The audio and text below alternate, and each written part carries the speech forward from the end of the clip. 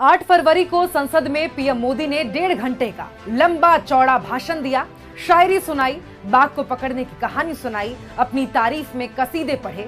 उम्मीद थी कि इस बार प्रधानमंत्री पॉइंट टू पॉइंट बात करेंगे। एक दिन पहले राहुल गांधी द्वारा पूछे गए सवालों का जवाब देंगे, लेकिन हर बार की तरह प्रधानमंत्री ने अपने मन की बात की और चले गए। लोकतंत्र की दुहाई तो दी, लेकिन जनता के पैसों पर, अपने मित्र के षड्यंत्र पर एक शब्द नहीं बोले। 7 फरवरी को राहुल गांधी ने संसद में मोदी और उनके मित्र के संबंध पर 5 मुख्य सवाल पूछे, लेकिन देश की जनता के पैसों से खिलवाड़ कैसे हुआ, इस पर मौन मोदी साहब कुछ भी नहीं बोले। राहुल गांधी के वो 5 सवाल जिसके जवाब का इंतजार ठगा महसूस कर रही जनता कर रही है, वो सुनिए। सवाल नंबर 1, अडानी जी कितने बार आपके साथ विदेश गए?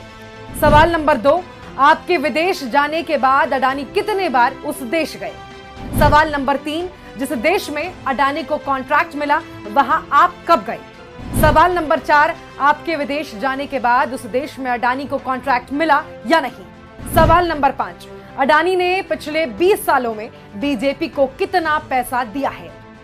किसी भी सवाल का जवाब नहीं मिला, या कहिए कि अपनी सफाई में कुछ कहने के लिए मोदी साहब के पास कुछ था ही नहीं। बताते कि कैसे विकास के नाम पर सत्ता में आई सरकार के राज में मानव विकास सूचकांक यानी कि ह्यूमन डेवलपमेंट इंडेक्स में भारत 129 से 131वें पायदान पर पहुंच गया। बता दें कि ह्यूमन डेवलपमेंट इंडेक्स किसी देश के शिक्षा और जीवन का स्तर बताती है, और इस सरकार में भारत 186 देशों में से 131वें स्थान पर पहुंच गया है।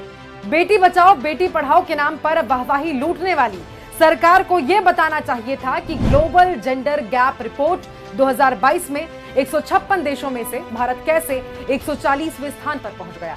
भारत से नीचे देशों में Afghanistan, Pakistan, Congo, Iran, Chad जैसे देश ही बचे हैं। बताते कि कैसे सरकार ने देश के चौथे स्तंभ को खोखला कर दिया है, और भारत 150 देशों में से 142वें स्थान पर कैसे पहुंच गया है।